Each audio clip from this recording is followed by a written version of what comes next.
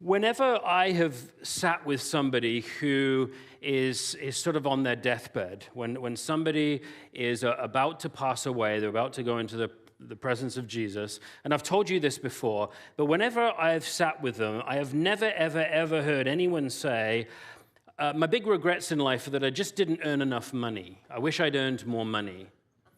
Or I wish that we'd had a bigger house. Or I wish I'd pushed and got a few more promotions, or I wish I'd had sex with more people. Nobody ever says those kinds of things, or I've never heard anyone say those kinds of things before. Sometimes what people will say, or what they'll express is, in terms of regret, is I wish I'd made more room for my family. I wish I'd prioritized relationships a little bit more. I wish I'd been a force for good in the world a bit more. That's the kind of thing that people usually say, because when faced with the stark reality of our own mortality, particularly at the end of our life like that, people realize what really matters in the world. And sometimes for somebody who's on their deathbed, it's a glaring moment of clarity for them. Because how big our bank account is, or how desirable our home is, at the end of your life, it doesn't really matter that much. Everything you've worked for, none of it you can take with you. What people often don't think about, and I don't blame them because what I'm about to tell you is kind of depressing, but what people often don't think about when they're alive is that, in a few generations' time, a lot of people won't even remember our names, right? And the home that we spent 25 years trying to pay for, strangers will be living in it, or it'll be knocked down. Most of our possessions will have been given away. Most of our money will have been spent. There won't be much of a memory of us. Now, that's a depressing thing to say, isn't it? And it's depressing only if we never learn from it in this lifetime. Even if no one remembers your name in a couple of generations, your life has infinite value to God and to those who you live around while you're alive now. It's just that those things that we focus on, sometimes to the point of obsession, don't really matter in the end. Money, sex, and power are the three big temptations for human beings, and the biggest ways in which the enemy tries to lure us and tempt us into living a certain way. But that stuff doesn't really matter in the end. We can't take it with us. It'll all burn up. Let's dive into Revelation 17. Then one of the seven angels who had the seven bowls came to me and said, "Come, I will show you the judgment of the great whore who is seated on many waters, with whom the kings of the earth have committed fornication, and with the wine of whose fornication the inhabitants of the earth have become drunk." So he carried me away in the spirit into a wilderness, and I saw a woman seated on a scarlet beast that was full of blasphemous names. And it had 7 heads and 10 horns. The woman was clothed with purple and scarlet, and adorned with gold and jewels and pearls, holding in her hand a golden cup full of the abominations and the impurities of her fornication. And on her forehead was written a name, a mystery: Babylon the Great, mother of whores and of the earth's abominations. And I saw that the woman was drunk with the blood of the saints and the blood of the witnesses to Jesus. When I saw her, I was greatly amazed. But the angel said to me, "Why are you so amazed? I'll tell you the mystery of the woman and of the beast with 7 heads and 10 horns that carries her. The beast that you saw was and is not and is about to ascend from the bottomless pit and go to destruction. And the inhabitants of the earth, those whose names have not been written in the book of life from the foundation of the world, will be amazed when they see the beast, because it was and is not and is to come. This calls for a mind that has wisdom. The 7 heads are 7 mountains on which the woman is seated. Also they are 7 kings, of whom 5 have fallen, 1 is living, and the other has not yet come. And when he comes, he must remain only a little while. As for the beast that was and is not, it is an 8th, but it belongs to the 7, and it goes to destruction. And the 10 horns that you saw are 10 kings who have not yet received a kingdom, but they are to receive an authority as kings for 1 hour together with the beast. These are united in yielding their power and authority to the beast. They will make war on the Lamb, and the Lamb will conquer them, for he is the Lord of lords and King of kings. And those with him are called chosen and faithful. And he said to me, the waters that you saw, where the whore was seated, are peoples and multitudes and nations and languages. And the 10 horns that you saw, they and the beast will hate the whore. They will make her desolate and naked. They will devour her flesh and burn her up with fire. For God has put into their hearts to carry out this purpose by agreeing to give their kingdom to the beast until the words of God will be fulfilled. The woman you saw is the great city that rules over the kings of the earth. God's word to us today. Man, Revelation keeps serving up some chapters, hey? Whew, what is all that about? My goodness. And some pretty grotesque images that John is receiving. I don't know about you, but I feel a bit sorry for John, sitting there on Patmos, getting all these weird nightmares that he's having, and he's having to write them down. It's strange stuff. And last time we were together looking at Revelation, so 2 weeks ago, we dealt with the final of the 7 round of judgments, if you remember.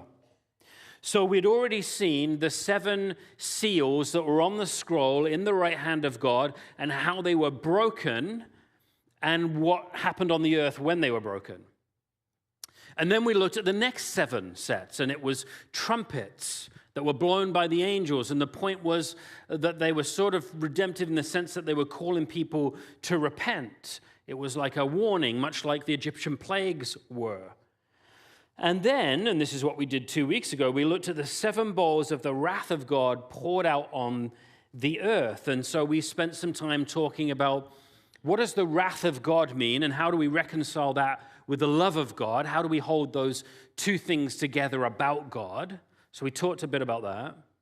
And then we talked about how these 3 sets of 7 are actually recapitulations of the same judgment and things that were happening on the earth in the period between the first and second coming of Jesus, the space we inhabit, where we live out our discipleship. Not 21 judgments all in a chronological row that give us a blueprint for the end. That is not how we ought to understand this. Instead, it's like 3 go-arounds of the same history, looking at the judgment and suffering from 3 different perspectives. And I talked to you about what those perspectives were. Now that we've had this last go-around, the last 7 judgments, the next couple of chapters, so what I just read to you, chapter 17, and chapter 18 that we're going to kind of jump in and read a few verses from here and there, are kind of like elaborations and expansions of some of that judgment stuff. So it's a little bit like this. It's like we've taken a panoramic picture, and now we're zooming right into a single thing we want to look at. So we've had the big structural picture of reality, and now we're zooming right into a couple of specific things. So, as we zoom in, we are told right up front of a specific and significant and important judgment. We're told that one of the 7 angels that was pouring out the 7 judgments says, "Hey, John, come over here for a minute. I want to show you something." And so he or she takes John in the spirit to go and have a look at this image, and we're introduced to yet another character in the unfolding drama. So, in chapter 12, we've already seen a woman who was clothed in the sun and who was standing on the moon, and she had 7 stars around her head, and we talked about how it represents the people of God. And we talked about why that was back in chapter 12. We've been introduced to a big red dragon representing the ancient serpent, the devil. We've been introduced to 2 beasts, one that came up out of the sea, one that came up out of the earth. And we talked about how that was dragon-manipulated political power and dragon-manipulated religious power, the 2 ways in which the enemy, because he doesn't want to make a full frontal attack on the people of God, but the 2 ways in which he works in to persecute and put pressure on the church. And so we've worked hard at trying to understand those characters. This time we're introduced to a new character, and she's called the Great Whore. So it's another woman but she's this great prostitute. And these are the things we're told about her, not in any particular order. She sits on many waters. Okay, so we have a prostitute and she's sitting on lots of waters. We'll come to that. The kings of the earth, read world leaders, political leaders, kings, prime ministers, presidents, and so on, have committed fornication with her. They've slept with this woman. And the inhabitants of the earth, so that's not the followers of Jesus, this is ones who have said no thank you to Jesus. We don't want your seal and pledge of the Spirit. We'd rather take the mark of the beast. Those inhabitants of the earth, they have become drunk on the wine of those fornications. So they're in hook, line, and sinker. They've watched these illicit unions and they're in. We're also told that she sits on this scarlet beast covered in blasphemous names. So she sits on many waters, but she also sits on this beast. These images kind of overlap, and it's kind of interesting the way they do that. We're told that she was wearing purple and scarlet and adorned in fine jewels, and then we're told her name. And that's really helpful, because without the name, it will be really difficult to understand. It's already difficult. But we're told that she's called Babylon the Great, the mother of whores and of earth's abominations. That's a lot of information. That's a lot of weird images. That's a lot of things that are hard to understand. So let's try and pick away a little bit. Here's some things we can say. The first thing we can say is, I'm pretty sure we can safely identify the beast she's sitting on. We've met that beast before. In chapter 13, when the devil is standing on the seashore and the beast comes up out of the sea, it's described as having 10 heads and 7 horns, or did I get the right way around? I think so. 10 horns and 7 heads. And the devil is almost summoning it up. So we've met this beast before. This is the same beast. That's how it's described in this chapter also. So the devil is making war on the offspring of the woman from chapter 12, which we talked about was the people of God. He's going after them.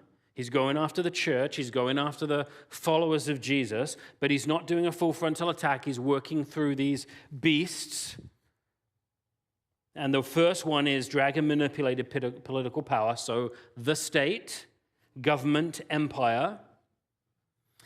Now, for you and I, that can be a little bit hard to get our heads around. We're like, well, whatever we think of our government, whether we like them or not, whether we voted for this government or not, they don't persecute us that much. They're not really for us, I don't think. They sort of put up with us, maybe.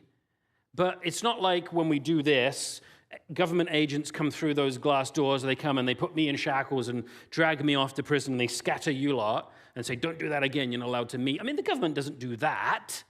So it's a little bit harder for us to really see that. But speak to a first century person from the church, and they would be like, oh yeah, we get it. The beast. Caesar? The Roman Empire? Absolutely. Speak to somebody who lives in a country right now, today in 2025, that fiercely persecutes the church, and they'd say, yeah, I get it. The beast. Our government, sure. That's not a big stretch for me. So it's harder for us Westerners that live in real blessed freedom, more freedom than most people in history have ever lived. We really do. But for a lot of people, they would get this. This isn't hard to understand. So, for the first century recipients of this letter, the empire, the Roman Empire, Caesar, the beast, absolutely. So, the beast she's riding on is empire, its state, its government, its manipulated political power by the enemy. The harlot, she's dressed in purple and scarlet, and she's wearing gold and pearls. One thing we have to be really careful we don't do, project onto her, is think of her as some poor woman that's been forced into a life of prostitution. She's been sex trafficked from some country, kidnapped and taken across an international border, and she's 15 years old, and now she's been thrust into a life of prostitution, because that person we would feel woefully upset about, and we want to see justice for that person and freedom for that person. That is not how she's being described. So this is not some victim. This is someone choosing to make a whole lot of money off the rich and famous by prostituting herself and living very well. She's the picture of power, wealth, immorality, perversion, wickedness. So just make sure we have the right type of prostitute in mind here. So if the beast is empire and state, she is city. So if this was a Roman Empire, she's Rome. If this is China, she's Beijing. If this is Canada, she's Ottawa. That's how she's being described. She is city. And she's at the center of civic life that is propped up by empire, state, government, and power. The leaders, the kings of the earth, the national leaders, the human centers of dragon-manipulated political power, who live in this city, who live in Babylon, are happily in bed with her. They've sold their souls in the obsessive search for wealth and power. That's what it means that the kings of the earth have committed fornication with her. They worship on Wall Street. Now, that's not to say that every politician and every national leader and every CEO of an organization is evil and wrong. It's just in the image, that's who they're talking about. That's who is being referred to. And this is why the Bible warns against the love of money. It's why Jesus said it's the root of all evil, not because wealth is wrong in and of itself, but if it isn't handled right, it will consume your soul and lead you astray and lead you into places and to do things that you never thought you'd ever do. The obsession with power is dangerous as well. It's said that Alexander the Great wept when he found that there were no more kingdoms left for him to conquer. It just wasn't enough, and he wept. He's like, I'm done. It's never enough. You can't take it with you. It'll leave you feeling empty. It will leave you like there's nothing more for me to attain. It'll lead you to weep and be depressed. That's why I mention people on their deathbeds. They never say, I just wish I had a bit more power. I wish I had a bit more money. They never say that. Because in the end, they have this moment of clarity. They realize all that stuff that the world chases after, it's not worth it. It's garbage. It doesn't mean anything. And it's why Jesus, I think, says, what benefits a man or woman if they gain the whole world but forfeit their soul? So, we're also told she sits on many waters. We're told that those many waters are nations, tribes, languages, and so on. And by this we understand it's not just one single historic, specific city or current city either, but it's many across the world and throughout history. And it's why the whore is called the mother of whores, because there's others. And it leads us back then to the name of Babylon. Let's dive in. Why is she called Babylon? If she's actually Rome, and if she's Beijing and Ottawa and you name it, why is she called Babylon? Why not something else? Well, we've met this phenomena before in Revelation, haven't we? Babylon is a code word for evil city. It's like an archetype of city arrayed against God. And we can actually take this name way back to Genesis, where its origin is on the plains of Shinar, where the people, our early ancestors, started to build a tower called the Tower of Babel.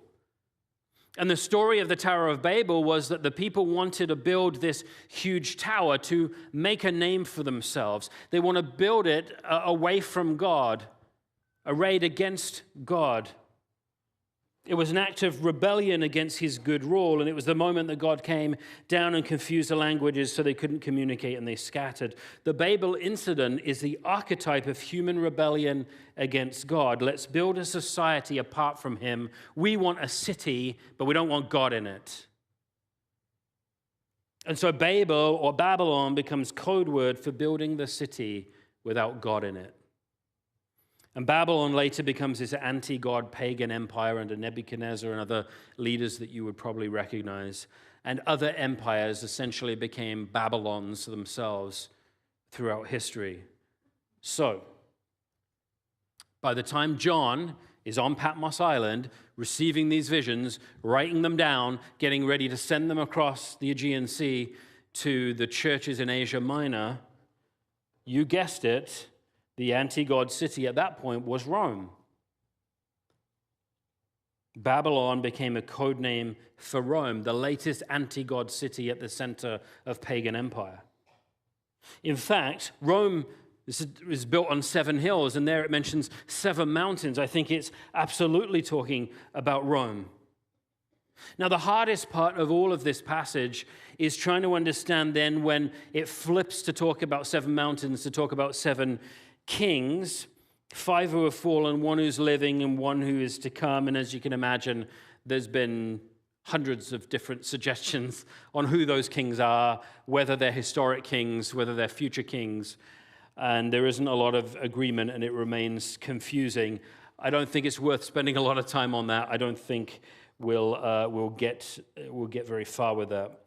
But I think the best way to handle it is this: to say it probably meant something to the original readers that's maybe lost on you and I. But the important part is it mentions an 8th. And in verse 11 it says, as for the beast that was and is not, it's become an 8th because it belongs to the 7 and it goes to destruction. Most likely a reference to the beast of the sea that is not one of the kings but is of them, or belongs to them, so probably meaning it's the power behind them and all that Babylon means, and the good news is it's going to destruction. And we'll see that as we move further forward. We're doing okay? So, the beast, dragon manipulated political power, empire, government, state, sitting on it is city at the center of that. And it's adorned and it's drawing people, and we can get drawn right into it. And the inhabitants of the earth, they've fallen for it, hook, line, and sinker. They're happy to go after money, sex, and power, and all of those kinds of things. Babylon the city, represented by the image of the whore riding the political power of the beast, turns out then to be a counterfeit to the New Jerusalem. Not the old Jerusalem. Not the old Jerusalem. In fact, Isaiah, the great prophet, in chapter 1, verse 21, says that the great city, where is it here? See how the faithful city has become a harlot. That's interesting. So Jerusalem, in the words of its fiery prophets, has become the whore, has become Babylon herself. That shows you how far the people of God had fallen and how desperately they needed Jesus. So it's not the old Jerusalem, it's not the current Jerusalem, it's the new Jerusalem that's going to come out of heaven from God. That is what Babylon is the counterfeit to in the book of Revelation. So just like the dragon and the 2 beasts are an evil trinity, an evil parody of the Trinitarian Godhead of Father, Son, and Holy Spirit, so Babylon, Rome, Beijing, Sofia, Mogadishu, Buenos Aires, Ottawa, have become evil parodies of the new Jerusalem. Cities of the world are fallen and are falling. Cities arrayed against God, cities that have fallen for the beast, cities that are fornicating with the beast's offer of money, sex, and power, cities that are brazen whores calling on the kings of the earth, presidents, prime ministers, CEOs, to sleep with them and get drunk on the wine of their fornications. They too are fallen and are falling. In fact, there's a reality that evil will eventually kind of self-destruct. It will fall in on itself, and it's captured in verse 16. It says, the 10 horns that you saw and the beast will hate the whore. They'll turn on her. They'll make her desolate and naked. They'll devour her flesh and burn her up with fire. Evil eventually self-destructs. It always does. What empire in history that's been built on human rebellion has ever lasted? None of them. They don't. They become too big and unwieldy, and they always become too big because they can't help but lust for more. They can't stay wisely smaller. They always grow too big. And then they become too big to manage, and they fall in on themselves. They end up with nighttime coups and overthrows. Babylon always falls. We're just going to spend a few minutes in chapter 18. Verses 1 to 3 say this. After this, I saw another angel coming down from heaven, having great authority, and the earth was made bright with his splendor. And he called out with a mighty voice, "Fallen, fallen is Babylon the Great. It has become a dwelling place of demons, a haunt of every foul spirit, a haunt of every foul bird, a haunt of every foul and hateful beast. For all the nations have drunk of the wine of the wrath of her fornication. And the kings of the earth have committed fornication with her, and the merchants of the earth have grown rich from the power of her luxury." That could be any city in the world, couldn't it? We have here what sounds a little bit like an Old Testament prophetic oracle.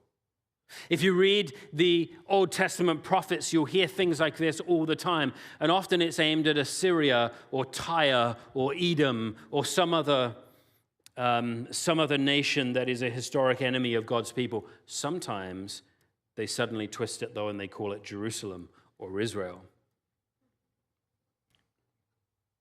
So here we have it aimed at Babylon, this archetype of rebellion against God, this city that is arrayed against God, that has its foundations in the Tower of Babel.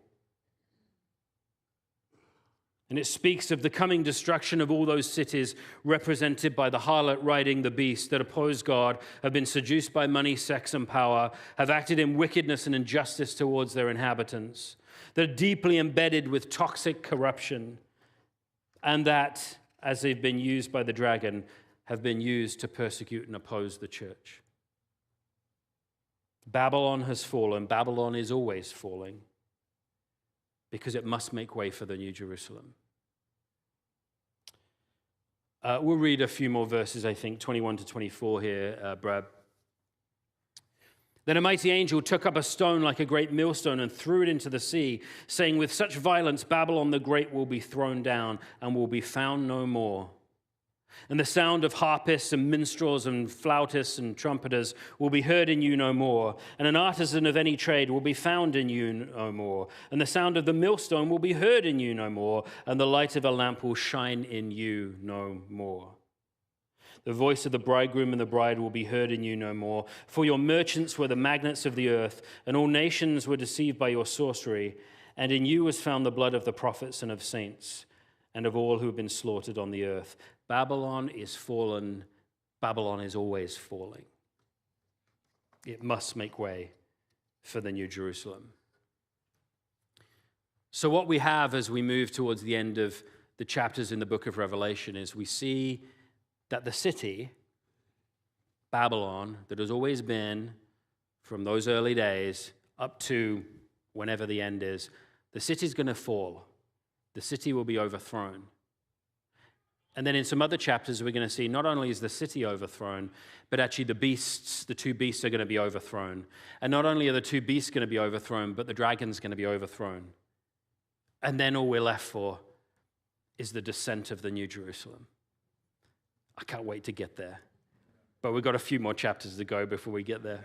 So hang in. Hang in with me. By way of application today, I'd like us to read two more verses from chapter 18, verses 4 and 5. Then I heard another voice from heaven saying, "Come out of her, my people, so that you do not take part in her sins, and so that you do not share in her plagues. For her sins are heaped high as heaven, and God has remembered her iniquities." You know how in the Bible it talks about how if we confess our sin, so far as the east is from the west, so far God has cast our transgressions from us. In the scriptures, it also says, God forgets our sin. He puts it out of mind. Here he doesn't. He's remembered her iniquities because she's not repentant. And so we don't want to get caught up in her judgment, and that's what that is kind of about. So with regard to an application, how do we bring this kind of into today and to our lives? As God's people, we've been called to come out of the city so as not to participate in its Babylon-ness. But there's a difficulty with that application, and the difficulty is this. As we've discovered, the city's everywhere. It's every city. It's all over the world. So unless we're going to go and live off-grid somewhere, we're going to have to dwell in Babylon. But God isn't actually telling us to leave the city. He's telling us to leave what the city represents. And this is where the idea of being in but not of is really helpful for us.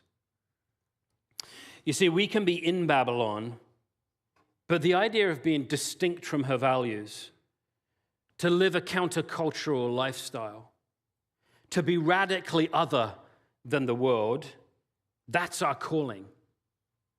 In fact, I would argue that's a better way to live and be the people of God if we're going to take seriously the call to live missionally, to witness to the world, to evangelize the lost, to fulfill the Great Commission, to point people to Jesus. You could argue that going and living off the grid is actually profoundly selfish because we abdicate our responsibility to spread the message of Jesus. We're meant to be around the people, not go and hide. So I think a better way for us to understand the call to come out of the city is to come out from what the city represents. The passage calls us out so that we do not take part in her sins. The key is not to succumb to the sins of the world, to stand up against the temptations. So a useful discipleship practice for you and I is to continually take a look at our lives and ask ourselves, how are we living? By what values are we living? To honestly ask ourselves that question, do we live with an orientation towards the New Jerusalem, or do we live with an orientation toward Babylon? Are we being shaped more by the world and its values than by the church and by the scriptures and by orthodox theology?